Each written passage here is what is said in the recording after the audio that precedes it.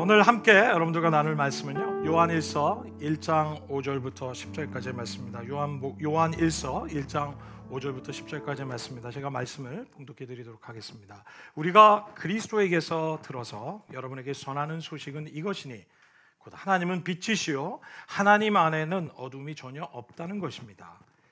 우리가 하나님과 사귀고 있다고 말하면서 그대로 어둠 속에서 살아가면 우리는 거짓말을 하는 것이요 진리를 행치 않는 것입니다. 그러나 하나님께서 빛 가운데 계신 것과 같이 우리가 빛 가운데 살아가면 우리는 서로 사귐을 가지게 되고 하나님의 아들 예수의 피가 우리를 모든 죄에서 깨끗하게 해 주십니다. 우리가 죄가 없다고 말하면 우리는 자기를 속이는 것이요 진리가 우리 속에 없는 것입니다.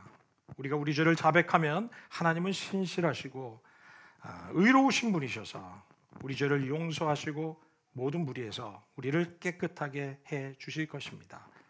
우리가 죄를 지은 일이 없다고 말하면 우리는 하나님을 거짓말하는 자로 만드는 것이며 하나님의 말씀이 우리 속에 있지 아니합니다. 아멘.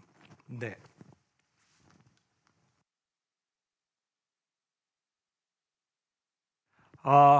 저희들이 계속해서 우리 요한일서 말씀을 계속해서 말씀 강해를 하고 있습니다. 전체적인 요한일서의 말씀의 주제는요, Learning True Fellowship, 우리 진정한 사귐을 배우는 것이라는 제목인데요. 오늘 특별히 우리 두 번째 시간이죠. 첫 번째 시간은 좀 잘못됐네요. PPT가 말과 삶의 일치된 삶이라는 제목으로 여러분들과 같이 말씀을 나누는데요. 요한일서 1장 5절부터 10절까지의 말씀을 가지고 여러분들과 말씀을 나눕니다. 특별히 오늘부터 시작되는 이 요한일서의 말씀은 진정한 사귐의 방해 요인들에 대해서 계속해서 우리가 나누려고 합니다. 여러분, 교회를 설명하는 우리 두 가지 헬라어 단어가 있습니다. 우리 성경에 보면 교회라는 단어를 설명하는 두 가지 다 중요한 단어가 있는데, 하나는 에클레시아라는 단어고 또 하나는 코이노니아라는 단어입니다. 여러분, 이 단어는 아마도 우리 헬라어이지만 우리 교회에서 우리 많이 사용하는 일종의 우리가 정말 보통 명사처럼 그냥 헬라어를 사용해도 우리 가운데 이제 통용할 정도로 정말 유명한 단어죠. 그래서 이 에클레시아라는 단어는요, 이 두 가지 단어의 합성어입니다. 에크라는 단어와 칼레오라는 단어인데요. 에크라는 단어는 몸으로부터, 어디로부터 나오다 이런 의미를 가지고 있고요. 그리고 칼레오라는 것은 부르심을 받다 이런 의미입니다. 다시 얘기하면 이 에클레시아라는 의미는 뭡니까? 어디로부터 부르심을 받다. 이게 바로 에클레시아, 교회라는 단어입니다. 그래서 이 교회는 뭐냐면 어디로부터 부름을 받은 사람들이 모이는 것이 바로 교회입니다. 어디로부터 부름을 받았겠습니까? 우리는 세상으로부터 부름을 받았는 거죠. 여러분, 이것은 구약 시대에 여러분 이스라엘 백성들이 여러분 애굽의 종살이로 살아가고 있지 않았습니까? 이집트의 종살이로 있었을 때 하나님께서는 모세를 통해서 그들을 이 어둠에서 그 다음에 애굽의 종살이에서 이들을 건져내신 거죠. 어디로부터? 애굽으로부터, 종살이로부터 그들을 불러내셨다는 것이죠. 여러분, 그래서 이것과 마찬가지로 오늘날 이 에클레시아라는 단어는 바로 우리 하나님의 성도들이 예수 그리스도로 말미암아 하나님의 자녀가 되고 하나님의 언약 백성이 된 우리들이 죄와 사망의 억압 가운데 있었던 우리가 죄의 종이 되고 사단의 종 노릇했던 그런 우리들을 주님께서 거기서부터 우리를 불러내셨다. 그리고 하나님을 섬기는 자로 우리를 불러내셨다는 의미가 바로 이 교회라는 의미입니다. 또 동시에 여러분 코이노니아라는 단어도 역시 교회를 의미하는데요. 이것은 또 어떤 의미를 가지냐면 뭐뭇 안으로의 부르심이라는 의미를 가지고 있습니다. 뭐뭇 안으로. 여러분, 우리는 어디로 부르신 겁니까? 바로 예수 그리스도 안으로 부르심을 받은 거죠. 그래서 성경에 사도 바울은 여러분 성경을 설명하면서 우리 그리스도 안에서 우리가 부름을 받았다. 그리스도 안에서 구원을 얻었다. 여러분, 이런 그리스도 안에라는 말을 쓰기 시작합니다. 우리는 그동안 예수님을 몰랐을 때는 그리스도 밖에 살고 있었지만, 그러나 예수님의 은혜로 우리는 예수 그리스도 안으로 들어오게 된 것이죠. 그것은 바로 안으로의 부르심. 근데 그냥 안으로 부르셨다는 것은 거기에는 목적이 있다는 거죠. 그것은 무엇입니까? 안으로의 부르시는 것은 바로 연합과 사귐을 가지기 위해서. 다시 얘기하면 하나님과 우리가 하나 되고 하나님과 우리가 연합이 되고 하나님과 깊은 사귐을 갖도록 하기 위해서 주님께서 우리를 안으로 부르신 것이죠. 그리스도 안으로 부르신 것이죠. 여러분, 그래서 이 에클레시아와 코이노니아 이 두 가지 단어가 의미하는 것은 바로 교회를 의미하는 겁니다. 그런데 여러분, 이것을 사도 바울은 이 두 가지 의미를 고린도 전서 1장 9절에서 이것을 너무나 잘 설명해 주고 있습니다. 여러분, 우리 한 목소리로 한번 읽어보실까요? 같이 읽겠습니다. 시작. 하나님은 신실한 분이십니다. 하나님께서는 여러분을 부르셔서 그 아들 우리 주 예수 그리스도와 친교를 하게 해주셨습니다. 하나님은 여러분을 부르셔서 세상으로부터 부르신 것이죠. 죄 가운데서 부르시고 사단의 종으로부터 우리를 부르셔서 그냥 부르신 거로 끝나지 않고 어떻게 하셨다고 얘기합니까? 그 아들 우리 주 예수 그리스도와 친교를 가지게 해주셨다. 사귐을 가지게 해주셨다 라고 말씀하십니다. 여러분, 개역 한글도 이렇게 설명하고 있습니다. 너희를 불러 그의 아들 예수 그리스도 우리 주로 더불어 교제케 하시는 하나님 이쁘시다.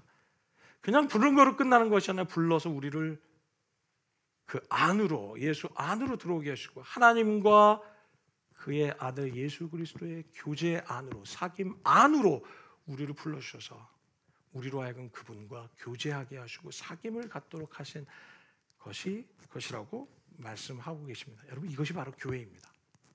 우리는 주님 알기 전에 세상에 종노릇돼 있고 알지 못했던 우리를 하나님이 우리를 부르셔서 부르신 거로 끝나는 것이 아니라 그리스도 안에서 사귐을 가지고 해주고 그분과 연합되게 하시기 위해서 우리를 불러주신 것이죠.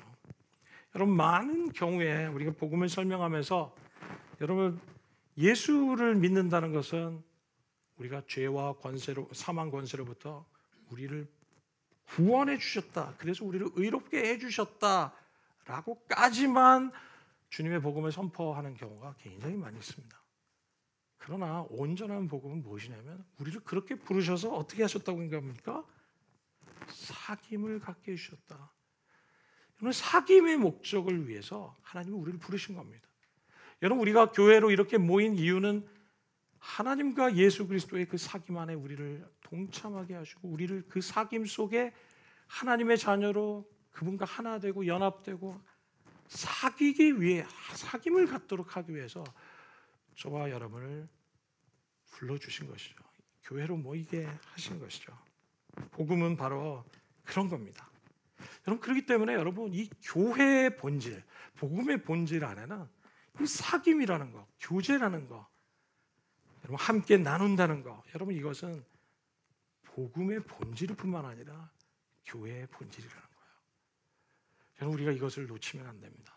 요한일서의 말씀은 끊임없이 사귐의 중요성에 대해서 우리에게 말씀하시고 이 복음의 본질 가운데로 들어가라고 우리를 초대하고 계십니다.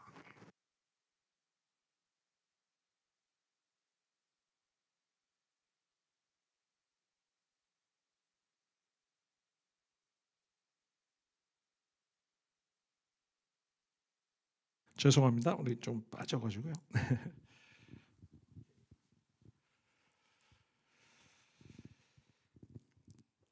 여러분, 그런데 이 사귐이란 요한일서에 너무 중요한데 우리 그리스도의 공동체는 너무 중요한데 요한일서에 우리 사도 요한은 이 사귐을 방해하는 장애 요인들이 있는 것을 우리에게 계속해서 말씀을 통해서 우리에게 하나씩 지적해 나가고 계십니다. 여러분, 특별히 여러분 1995년도에 우리 한국에 이 서초동에 있었던 엄청난 사건이 있었습니다. 여러분 기억하십니까? 삼풍백화점이 무너진 사건 기억하십니까? 네, 우리 또 기억하시는 분은 저랑 비슷한 세대고 95년도에 안 태어나신 분들도 계시죠. 네. 우리 윤주자매는 2001년도생, 그죠? 제가 이 2001년도생이랑 우리가 상상치 못했던 2000년도생이랑 한 팀을 이뤄서 우리가 주님을 섬기고 있는데요. 여러분, 이때 어떤 일이 정말 이 백화점이 갑자기 무너져가지고 사상자가 500명이 있었고 1000명의 부상자가 있었습니다. 이건 너무나 충격적인 사실입니다. 원래 빌딩이 4층짜리 건물인데 거기다 한 층을 더 높여가지고 5층을 짓는데 여러분, 에어컨이 너무 무거워가지고 그냥 가라앉은 겁니다. 원래는 4층짜리 건물이어야 되는데 여러분, 그보다 더 감당할 수 없는 또 다른 이 도명과 다른 여러분 건물이 지어졌을 때 이런 사건이 일어난 것이죠. 근데 우리가 그때 하여튼 자꾸 무너졌어요, 뭐가. 그리고 성수대교도 무너졌잖아요. 이 성수대교 1994년도 일인데 막 그냥 가다가 그냥 무너진 거예요. 막 차도 빠지고 정말 너무 충격이었어요, 정말. 근데 이 성수대교 무너진 것도 결국 뭐냐면 원래 도면 계획과 다르게 여러분 부실 공사가 된 거죠. 여러분 이익을 더 챙기기 위해서 원래 들어가야 될 자재와 이런 것들 다 이제 제하면서 생겨난 것이 결국은 설계도의 도면을 그대로 따르지 않았을 때 일어난 사건이 이런 부실 공사고 이런 무너지는 상황이 됐던 것이죠. 여러분 우리의 신앙도 마찬가지라는 것을 우리가 기억해야 합니다. 여러분 우리 신앙도 우리가 부실 공사가 되면 여러분 우리의 어려움의 시간들이 올 때 다 무너져 버립니다. 여러분 많은 사람들이 나는 예수를 믿으니까 괜찮지 하면서 살고 있지만 그러나 자기의 믿음이 어떤 믿음인지 여러분 드러나는 것은 우리가 위기의 시간대 그 모든 것이 다 드러나게 되어 있습니다. 여러분 우리의 믿음이 부실공사로 여러분 되어 있다면 하나님은 우리가 어떠한 믿음을 가져야 될지 성경을 통해서 우리에게 분명히 말씀하십니다. 그리고 그 믿음이 어떻게 우리가 건강하게 우리가 정말 파운데이션이 잘 된 그런 믿음을 우리가 세워가기를 주님께서 원하시지만 그러나 우리가 그대로 우리의 믿음의 본질을 지켜가지 못할 때 이런 부실한 믿음, 건강하지 않은 믿음, 여러분 이런 믿음이 우리가 나타나기 시작하는 것이죠. 여러분 이것을 일컬어서 우리는 한마디로 인티그리티가 없는 삶이라고 우리가 표현할 수 있을 것입니다. 여러분 인티그리티 영어 단어인데요. 여러분 이 영어 단어는 어떤 의미를 가지고 있냐면 바로 이제 이 단어 사전에 보면 성실이라는 단어로 번역되기도 하고요. 정직 그리고 청렴함 이렇게 번역됩니다. 또 완전한 상태, 흠이 없는 상태, 고결한 이렇게 우리가 번역할 수 있습니다. 다시 얘기하면 여러분 인티그리티란 뭐냐면 말과 삶이 일치된 삶이라고 한마디로 얘기할 수 있을 거예요. 말과 삶이 일치된 삶, 이것이 바로 인티그리티라고 얘기할 수 있습니다. 내면과 행동이 일치된 삶, 믿음과 그 믿음에 관한 삶이 일치된 삶, 이것이 바로 인티그리티입니다. 그런데 오늘 본문 말씀은 요한일서 1장 5절부터의 말씀을 보면 이 참된 하나님과의 사귐을 방해하는 요소가 있는데 그것이 무엇이냐 바로 인티그리티가 없는 삶이라는 거예요. 다시 말하면 우리의 말과 삶이 일치되지 않은 삶을 살 때 우리는 하나님과 온전한 사귐을 가질 수 없고 온전한 교회의 본질적인 사귐의 은혜를 누릴 수 없다고 말씀하십니다. 그래서 여러분 이 1장 6절의 말씀에 보면 이렇게 말씀하시죠. 우리 같이 한 목소리 읽을까요? 5절 말씀부터 제가 읽겠습니다. 우리가 그리스도에게서 들어서 여러분에게 전하는 소식은 이것입니다. 하나님은 빛이십니다. 하나님은 그분 자체가 빛이시라는 거죠. 그래서 이 하나님 안에는 어두움이 전혀 없다고 말하면서 1장 6절에 뭐라고 얘기합니까? 우리가 그 하나님, 빛이신 하나님과 사귄다고 말하면서 그대로 어둠 속에 살아간다면 여러분 이것은 거짓말하는 것이요 진리를 행하는 것이 아니라고 얘기합니다. 여러분 보십시오. 뭐라고 얘기합니까? 우리가 하나님과 사귄다고 말하면서 그대로 어둠 가운데 살아가면 우리는 거짓말하는 것이 진리를 행치 않는다. 이 사도 요한은 바로 이것을 뭐냐면 우리의 말과 우리의 행함을 대조하면서 지금 이렇게 표현하고 있어요. 뭐라고 우리가 하나님과 사귄다고 말하면서 saying 하면서 그러면서 우리의 삶은 어둠 속에서 살아가고 그 행위가 doing으로 나타난다면 여러분 이것은 우리는 온전한 믿음 가운데 있는 것이 아니라고 얘기하는 것이죠.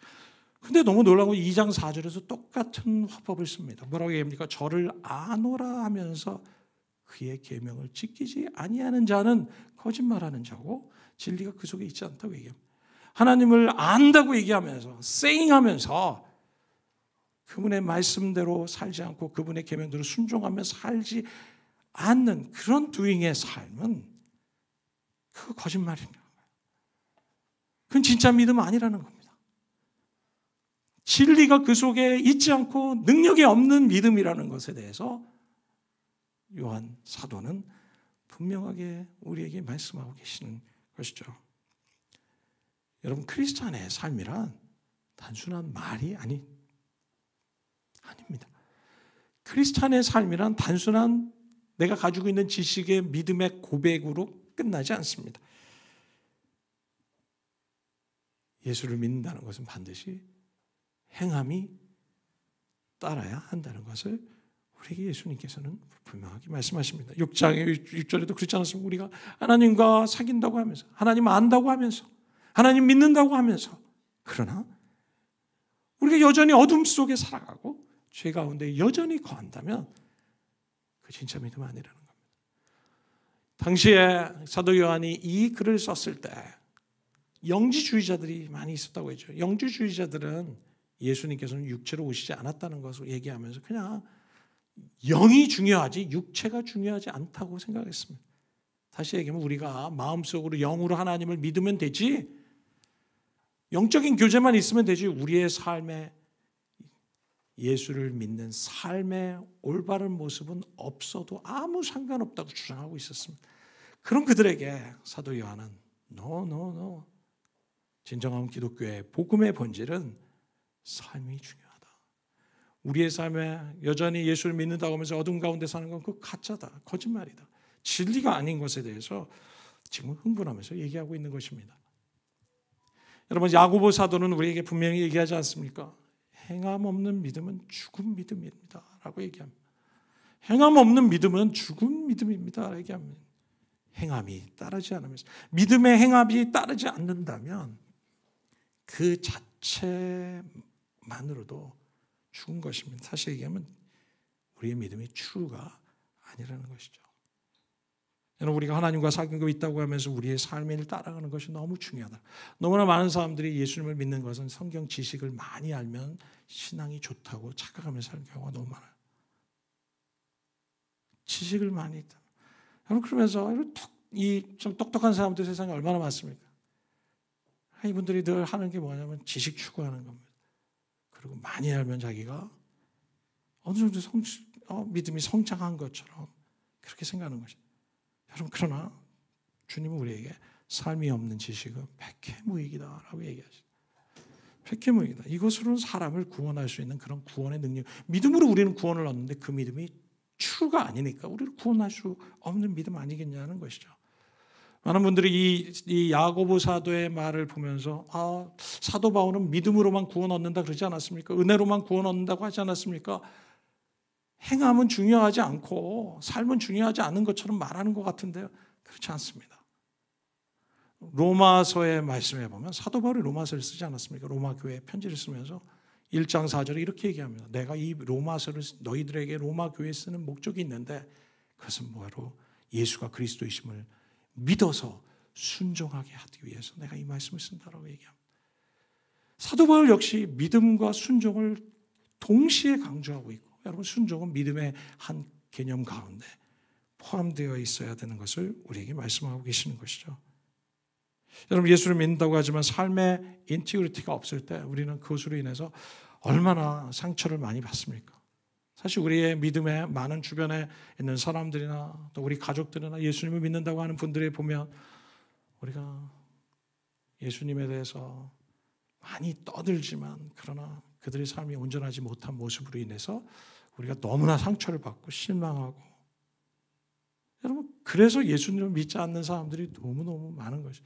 오히려 다른 사람들이 예수님을 믿고 따라가도록 하는데 방해 요인이 되고 있는 것을 너무나 잘 알고 있지 않습니까? 어쩌면 우리 가운데 그런 상처와 고통을 경험해 분들도 계실 거예요. 그러나 동시에 또 우리가 질문해야 될 것은 어쩌면 나의 이러한 위선적인 모습이 일치되지 않은 인티그리티 없는 모습으로 인해서 내 주변에 있는 사람들이 어쩌면 주님을 알아가지 못하고 있는 것은 아닌지 주님, 우리가 우리 자신을 살펴보기를 주님께서 원하신다는 것입니다. 여러분, 우리 어떤 많은 경우에 많은 사람들, 제가 참 대학을 졸업하고 저는 이제 6개월 동안 이제 헌신을 하고 6개월 동안 훈련을 받는 이 제자훈련학교에 들어가서 합숙을 하면서 훈련을 받았던 적이 있었습니다. 그때 제 안에 하나님께서 질문해 주셨던 그 질문이 있는데 그것은 뭐냐면, 너는 내가 학교에서 받는 평가나 집에서 받는 평가나 아니면 교회에서 받는 평가가 너에 대한 평가가 일치하고 있니? 라는 질문이었어요. 저는 그 질문 앞에 너무나 괴로워서 어쩔 줄 몰랐어요. 그리고 저는 그것을 향해서 매일 하나님 앞에 정말 이렇게 스트러글을 해야만 했었어요. 나는 교회에서 나에 대한 평가와 학교에서 나에 대한 평가와 그리고 가정에서의 평가가 다른 나의 모습을 보면서 내가 이것이 문제구나. 저는 그 시간을 통해서 정말 큰 좀 변화와 그 은혜의 시간들의 계기가 되었던 것을 참 보게 됩니다. 여러분, 여러분의 삶의 현장에서 여러분을 알고 있는 사람들의 평가가 혹시 다 각자인 것은 아니지? 아닐까요? 일터에서 여러분을 대하는 사람과 교회에서 여러분을 대하는 사람의 태도와 그것이 일치하지 않는다면 우리는 생각해야 합니다. 그것은 내 안에 인티그리티에 문제가 있구나. 내 믿음과 삶이 일치하지 못하고 있구나. 여러분 그것을 향해서 우리는 주님 앞에 기도해야 되는 그런 정말 심각하게 생각하면서 기도해야 하기를 주님께서 원하십니다. 여러분 위선이라는 말은 무엇입니까? 위선이란 히포크라이트, 그죠? 위선이라는 말은 뭐냐면 그리고인데요. 이 헬라 말로 이거는 연기자라는 의미입니다. 액터라고 얘기합니다. 그런 의미를 포함하고 있는 것이 이 위선이라는 단어입니다. 여러분 연기자는 그렇지 않습니까? 얼굴에 가면을 바꾸면서 연기하는 사람이야. 그리고 자기의 역할을 계속해서 바꾸면서 사람들에게 연기하는 사람이야. 여러분 이것을 바로 위선이라고 얘기하는 거죠. 예수님께서는 바리새인의 이러한 위선을 지적하고 계셨다는 것, 그것에 대해서 심하게 꾸짖고 계신 것을 생각할 때 여러분 우리는 정말 두려워하는 마음을 가지면서 우리의 믿음의 삶과 내 말의 이 불일치와 이 갭들을 어떻게 줄여가야 될지, 여러분 그러한 성숙을 향해서 우리가 가야 되는 것이죠. 여러분 우리에게는 전부 다 연약해요. 그래서 여러분 이런 메시지를 들으면 하나님이 나를 미워하시겠구나, 사랑하시지 않는구나. 그렇지 않습니다. 주님은 우리를 너무 사랑하세요. 그러나 우리는 여전히 부족하죠. 주님 사랑하십니다. 그러나 우리가 온전한 모습으로 자라갈 수 있도록 주님을 기다리면서 우리를 가이드해 주시고 격려해 주시고 우리가 주님이 보시기에 온전한 사람으로 변화될 수 있도록 그 놀라운 사랑 때문에 우리에게 때로는 꾸짖기도 하시고 엄하게도 얘기하시고 격려하시는 하나님이 아닙니까? 하나님이 여러분을 사랑하지 않아서가 아니라 너무나 사랑하시기 때문에 우리를 진짜 되게 하기를 원하시고 진정한 성숙, 진정한 아름다움에 주님의 종들이 되기를 주님께서 원하십니다. 여러분 분열은 사단의 역사입니다. 그래서 너무나 놀라운 것은 보면요, 이 사단은 항상 분열시키는 역사를 합니다. 우리를 나누기도 하고 사람과 사람을 나누기도 하지만 정말 이 우리 한 사람의 인격을 또 분열시킵니다. 여러분 사단의 역사입니다. 정신적인 분열, 영적인 분열에서 여러분 귀신 들림의 현상, 정신적인 분열의 현상, 정말 사단적인 역사들이 우리를 분열시켜요. 그래서 나도 일치되지 않는 그런 분열된 삶을 살게 해서 결국은 하나님이 기뻐하시는 진정한 믿음으로 살지 못하게 하는 것이 사단의 역사입니다. 여러분 성경은 이 인티그리티에 대해서 굉장히 중요한 것을 강조하고 있습니다. 시편 15편의 말씀에도 이런 말씀이 있습니다. 여호와여 주의 장막에 머무를 자 누구며? 여러분 주의 성산에 사는 자 누굽니까? 얘기하죠. 어떤 사람이 주님의 성소에 머무르고 주님의 장막에 머무르며 하나님과 친밀한 관계를 갖는 사람입니까? 라면서 2절부터 5절까지 말씀을 합니다. 무엇입니까? 정직하게 행하고 공의를 실천하고 그의 마음에 진실을 말하고. 여러분 이게 뭡니까? 다 인티그리티예요. 그의 혀로 남을 허물하지 아니하고 그의 이웃에게 악을 행하지 아니하고 그의 이웃을 비방하지 아니하고 그의 눈은 망령된 자를 멸시하며 여호와를 두려워하는 자들을 존대하며 그의 마음에 소원한 것은 해로울지라도 변하지 아니하고 이자를 받으려고 돈을 꾸어주지 아니하며 뇌물을 받고 무지한 자를 해하지 아니하는 자. 이게 바로 인티그리티 있는 사람의 삶이라는 것이죠. 교회에서만 잘하는 것이 아니라 여러분 우리의 삶의 현장에서 일터에서 그리스도인으로서 온전한 모습을 살아갈 때 우리에게는 이런 은혜가 있다는 거예요. 제가 아는 어떤 한 장로님은 참 큰 사업을 하시는데 주여 주여 하면서 헌금도 많이 하십니다. 기도도 너무 많이 하십니다. 근데 제가 보면서 너무너무 처음에는 저는 와, 이분 대단하다. 엄청나게 선교하시네. 엄청나게 선교 헌금하시네. 엄청나게 교회를 위해서 섬기시네 했는데 사업에서 이분이 어떻게 하시는 걸 보면서 제가 너무나 충격을 받고 너무나 실망했습니다. 제가 속으로 죄송합니다만 이분 예수 안 믿는 분이네 생각할 정도였어요.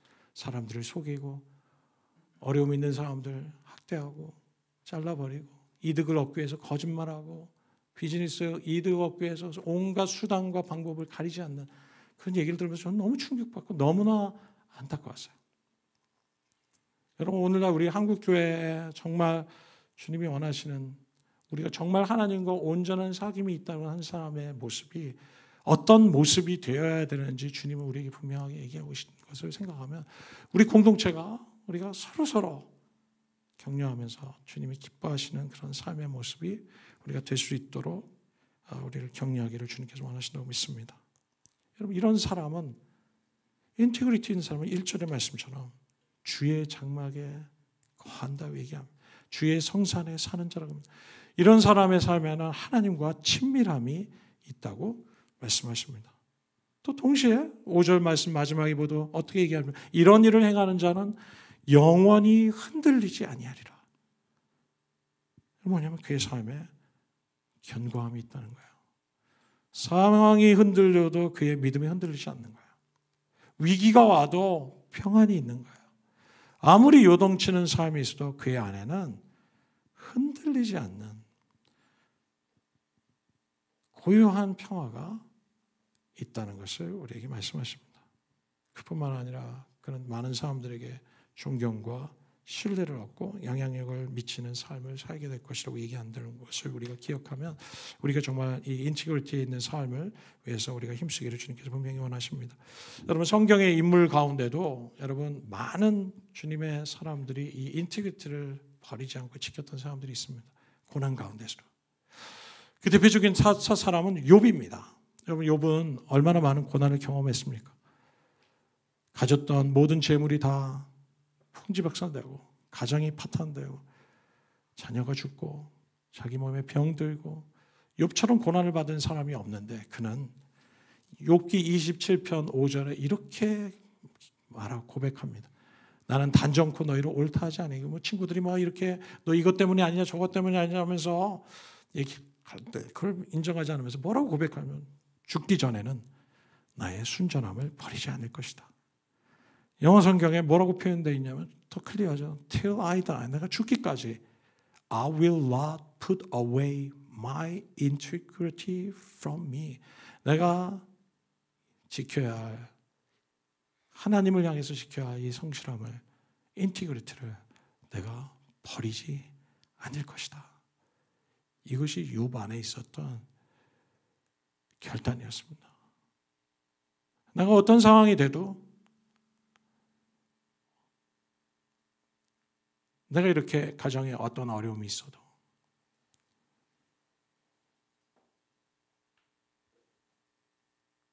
가족 가운데 누군가 죽는 한이 있어도 내가 질병 가운데 있어도 I will not put away my integrity from me. 내가 인티그리티를 버리지 않을 것이다. 내가 나의 순전함을 버리지 않을 것이다. 하나님 앞에 그는 결단하고 결정하는 고백의 모습 아니겠습니까? 인티그리티 요셉의 삶을 보면요. 요셉도 보디발의 아내로부터 유혹을 받지 않습니까? 아무도 없었어요. 둘만 있었지만 그 안에 하나님을 경외하는 마음이 있었기 때문에 보디발이 그의 손을 붙잡고 옷을 붙잡고 얼마나 힘이 셌으면 놔주지를 않았으니까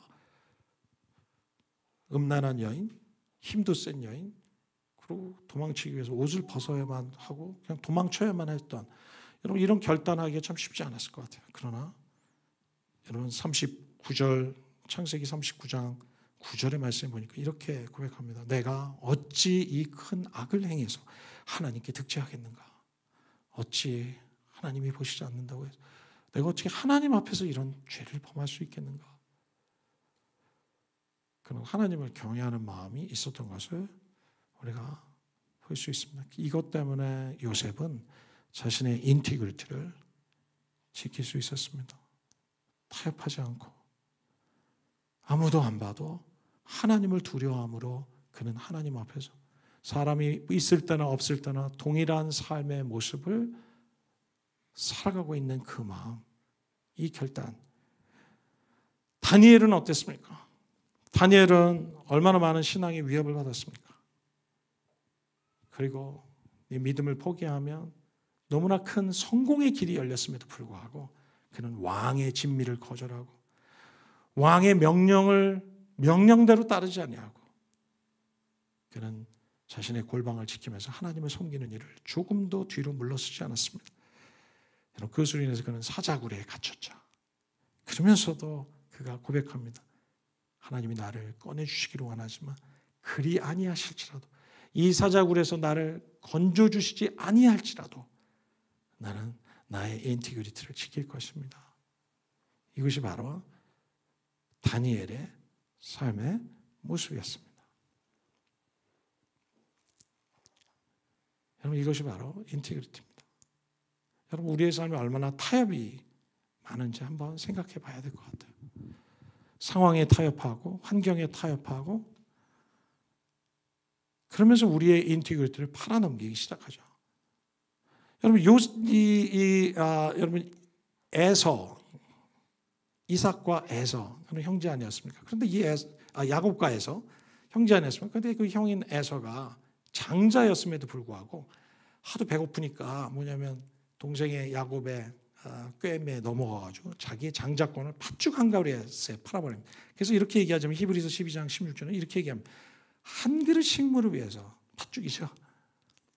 장자의 명분을 팔아넘긴 그런 에서와 같이 망령된 자가 있을까 두려워하라고 얘기합니다. 이게 뭡니까? 이건 뭡니까? 에서는 자기 팥죽 한 그릇 때문에 자기의 인티그리티를 팔아넘긴 겁니다. 장자권을 팔아넘긴 겁니다. 여러분 이것이 바로 우리가 타협하는 삶인 거죠. 여러분 이건 뭡니까? 이 얘기가 하는 얘기는 에서에게 있어서는 이 장자권, 하나님이 주신 이 영적인 유업이 그 값어치가 얼마인지를 드러난 거야.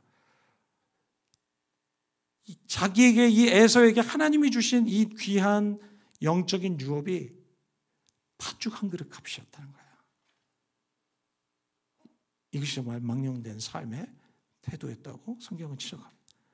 여러분 우리가 무엇과 우리 자신 이 인티그리티를 바꿔치기 하느냐는 결국 그것이 내 인티그리티의 값어치인 것을 우리가 기억해야 합니다. 사탕 한 개를 우리가 몰래 훔쳐 먹으면 나의 인티그리티는 가치는 사탕 하나인 것이야. 얼마나 이런 일이 많습니까? 우리 삶의 인티그리티의 그 가치는 얼마나 값어치 있는 가치인지를 우리가 생각해 보면 나는 나의 인티그리티를 정말 돈 조금 아끼자고 조금 더 이득 보자고 나는 나의 인티그리티를 팔아넘겼구나 하는 생각을 할 때 우리는 이 나의 삶에 이 인티그리티를 얼마나 소중히 여기고 있는지가 드러나기 시작하는 것이죠. 그렇지만 여러분 다니엘도 그렇고 요셉도 그렇고 욥도 그렇고 They did not sell their integrity. 그들은 자기의 인티그리티를 팔아넘기지 않았다는 거야. 어떤 값을 친다고 해도 하나님 앞에서 그들은 자기의 인티그리티를 값싸게 팔아넘기지 않았다는 것입니다. 그것이 그들의 인티그리티의 가치였던 것을 주님께서는 그것을 그들을 보면서 칭찬하시고 값어치 있게 여기시고 귀하게 여기시고 그들의 인생을 축복하시고 성경에 영원히 남을 그런 놀라운 인생으로 수많은 사람들이 그들의 삶의 모습을 보고 따라갈 수 있는 사람들로 우리를 세우셨다는 것입니다.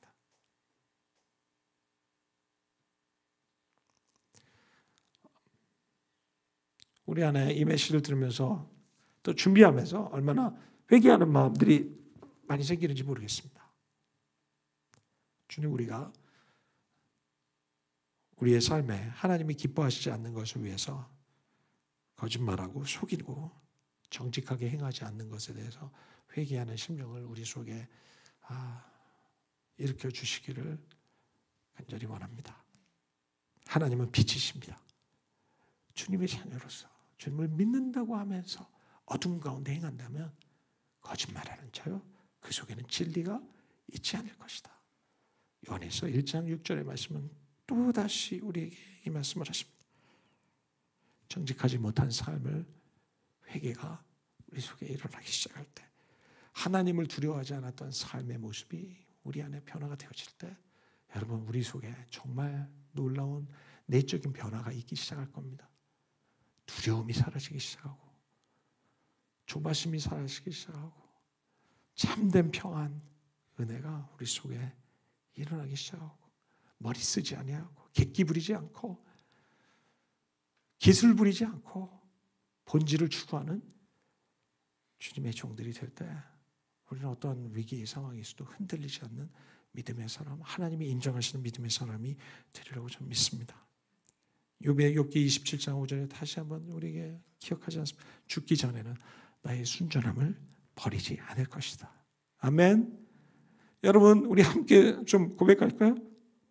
죽기 전에는 나의 순전함을 버리지 않을 것이다.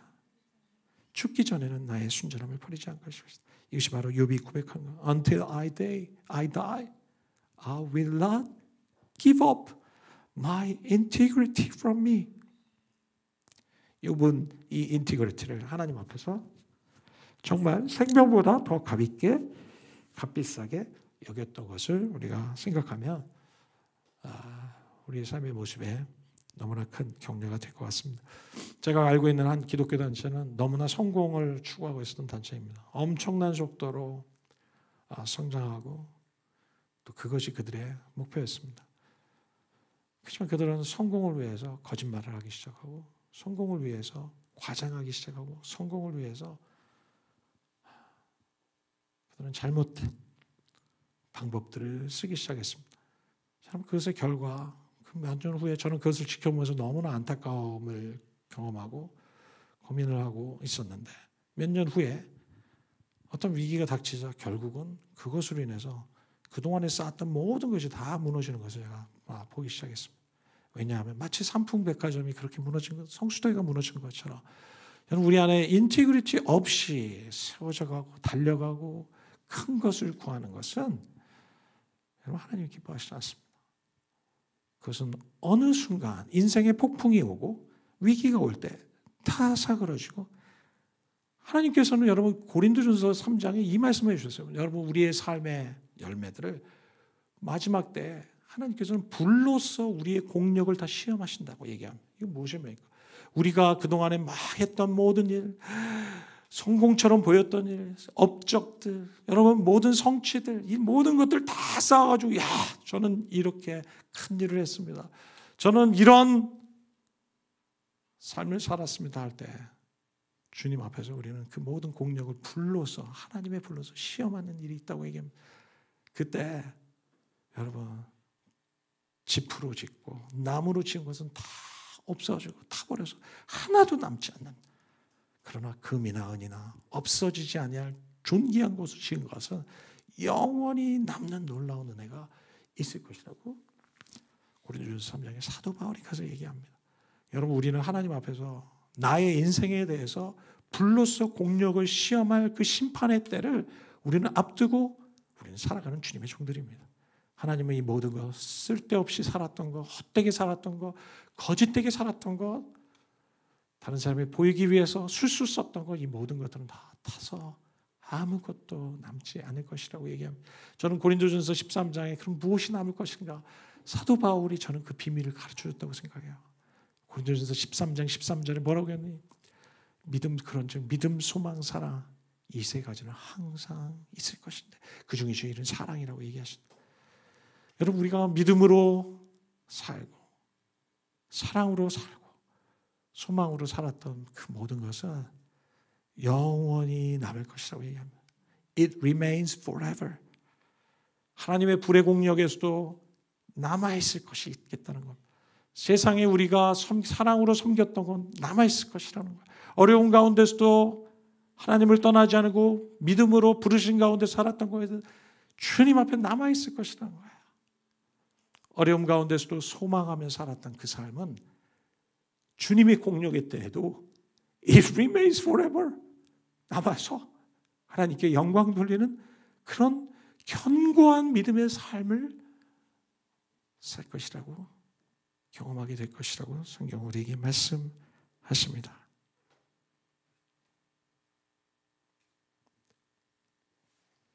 요한일서 1장 8절 10절에 우리에게 이런 인테그리티의 삶을 살지 못한 우리들에게 참 요한 사도는 우리에게 소망을 줍니다. 그래, 너희 안에 이런 실패가 있었니? 이런 연약함이 있었니? 그러면서 우리에게 걱정하지 마. 길이 있다고 우리에게 말씀하십니다. 95장 8절입니다. 인테그리티를 실패했을 때 우리가 어떻게 해야 할지를 주님 말씀하신 8절에 우리가 죄가 없다고 말하면 우리는 자기를 속이는 것이지만 진리가 우리 속에 없을 것입니다.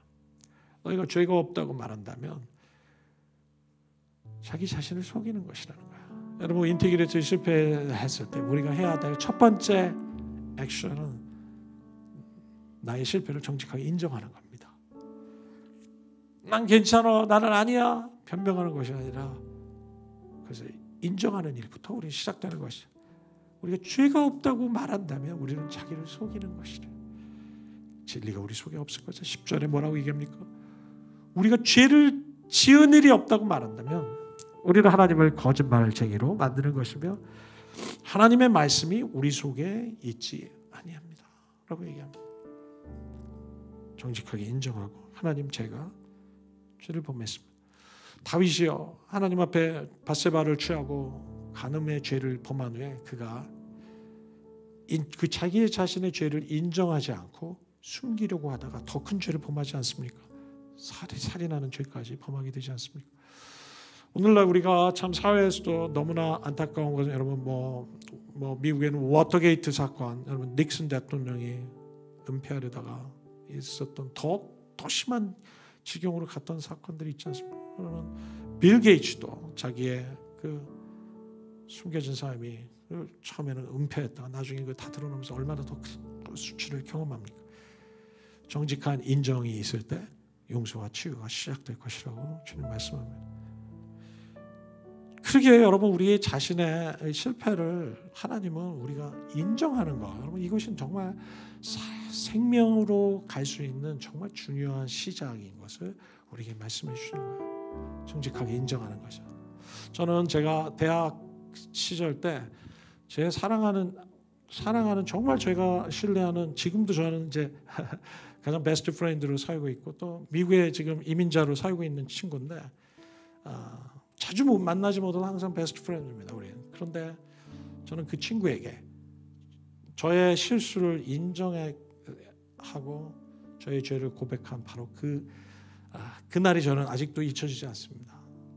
친구에게 나의 죄를 고백했을 때 저는 그것 때문에 살아날 수 있었고 저는 그것 때문에 회복될 수 있었고 그것 때문에 저는 바로 이 자리까지 있을 수 있었던 것 같아요. 여러분 주님은 우리가 인정하고 오픈하고 내 연약함들을 주님 앞에 고백하고 또 그것을 함께 이 믿음의 여정을 함께 할 수 있는 귀한 친구들이 여러분 우리 공동체 안에 서로 있기를 주님 원하십니다. 두 번째 우리가 이 인테그리티에 실패했을 때 우리가 해야 할 일은 두 번째는 회개입니다. 9절에 사도 요한은 이렇게 얘기하시죠. 우리가 우리 죄를 자백하면 하나님은 신실하시고 의로운 분이셔서 우리의 죄를 용서해 주시고 모든 불의에서 우리를 깨끗하게 해주실 것입니다. 아멘. 여기에 희망이 있다는 거야.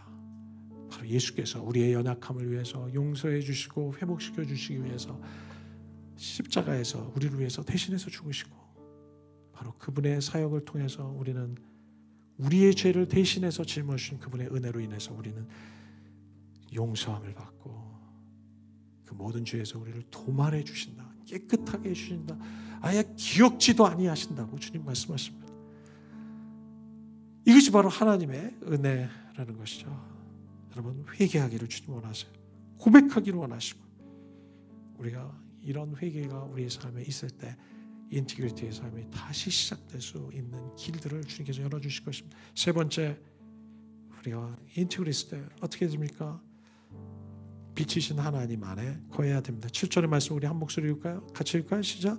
그러나 하나님께서 빛 가운데 계신 것 같이 우리가 빛 가운데 살아가면 우리는 서로 사귐을 가지게 되고 하나님의 아들 예수의 피가 우리를 모든 죄에서 깨끗하게 해주십니다.